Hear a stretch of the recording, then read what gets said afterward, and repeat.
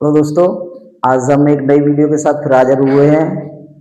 अ, बच्चों, जैसा कि आपको मैंने पहले ही बता दिया था, जो मेरी दो क्लास है पहली कॉन्सोनेंट से रिलेटेड आपने जो देखी है, उसके बाद में ये जो हमारी तीसरी वीडियो जो वॉवल्स से रिलेटेड है, जो मात्राओं से रिलेटेड है, जैसे vowels A E I O you.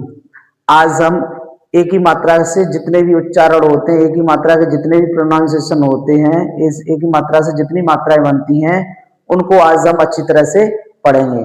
और इस ए का जो झंझट है, जो हमें प्रॉब्लम होती है बोलने में, किस जगह पे ए किस जगह पे ए बोलते हैं, उसको आज हम क्लियर करेंगे इस वीडियो के माध्यम से। बड़ी वीडियो बहुत मजेदार होने वाली है। अगर वीडियो अच्छा लगे तो कृपया चैनल को सब्सक्राइब कर लें। तो देखेंगे हमारे सामने जो स्क्रीन पे है, जैसे ए ए से ए की मात्रा, ए से ए की मात्रा, ए ए से ए कब लगाते हैं? तो बच्चों, जैसा यहाँ पे हमारे 21 लिखा है, ये 21 जहाँ कहीं भी मैं 21 लिखता हूँ तो इसका मतलब होता है कॉन्सोनेंट। जो इंग्लिश की लैंग्वेज में और 21 कॉन्सोनेंट है तो उनकी बात होती है। तो बच्चों, जैसे ये 21 कॉन्सोनेंट लिखा है, उसके बाद में ए आए, फिर 21 कॉन्सोनेंट आए, तो कहने का मतलब 21 कॉन्सोनेंट में से कोई आ जाए, फिर बीच में ए आए, फिर उसके बाद में फिर कॉन्सोनेंट आए, तो उस ए से हमारी ये वाली मात्रा लगेगी ए की। जैसा कि आपने यहाँ पे देखा है, कैट, रैट, डैम, सैड और हैट।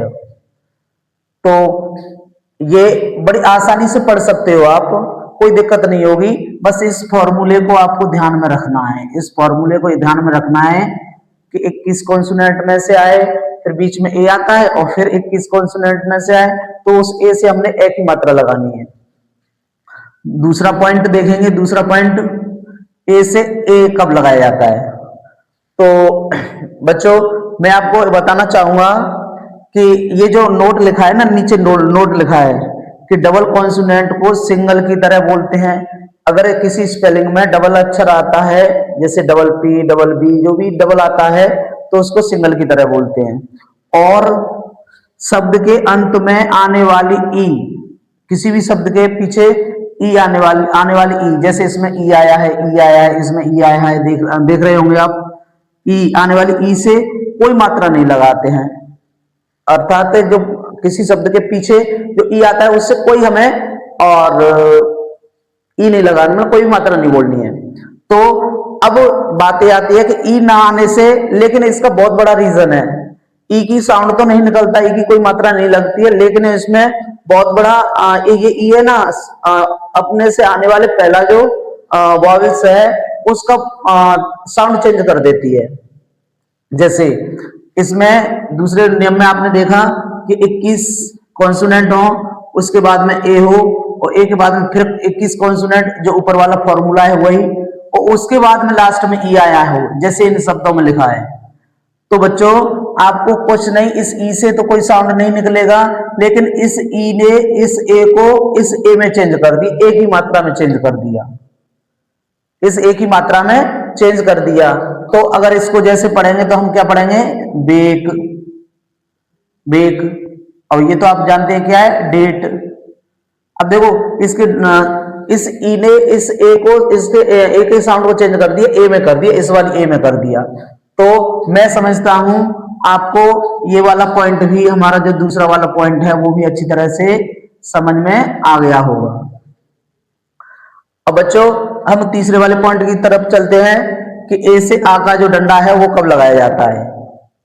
तो बड़ा सिंपल सा नियम है, ए के बाद आर आ जाए, ए के बाद आर आ जाए, या ए के बाद एस आ जाए, तो उस ए से हमारा डंडा लगता है।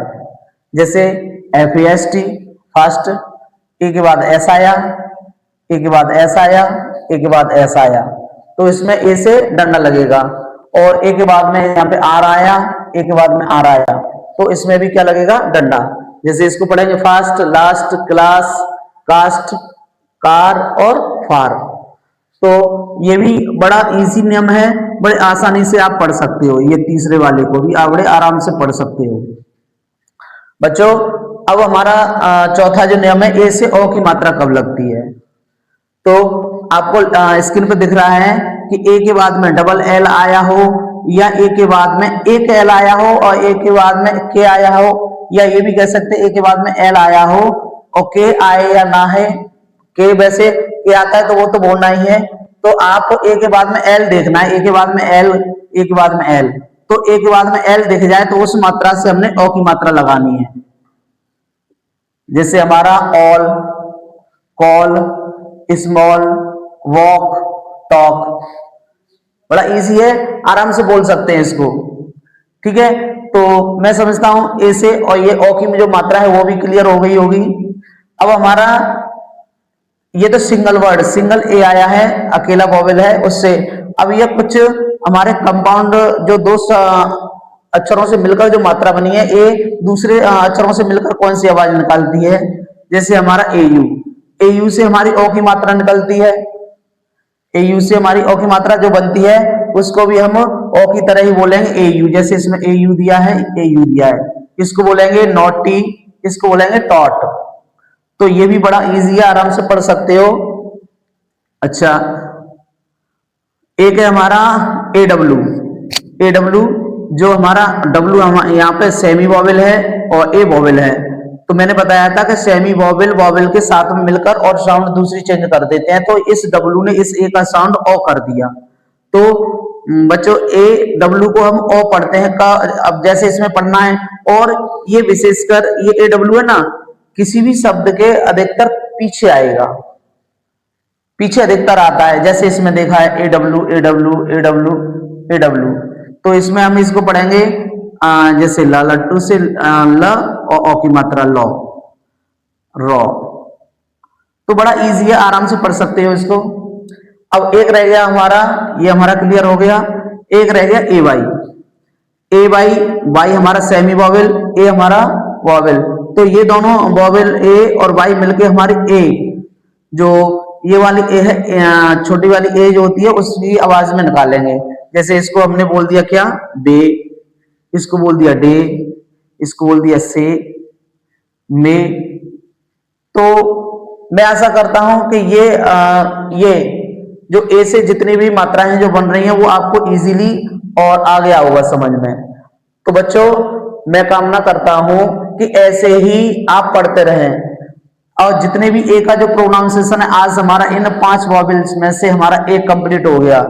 और अगर इसी तरह से आप इन सारे जो ए से जितनी भी मात्राएं बन रही हैं उनको अच्छी तरह से याद कर लें, और आने वाली जो नेक्स्ट वीडियो है इन 5 का आपको बारी बारी करके ऐसे ही आपको सारा एक्सप्लेन मिलेगा।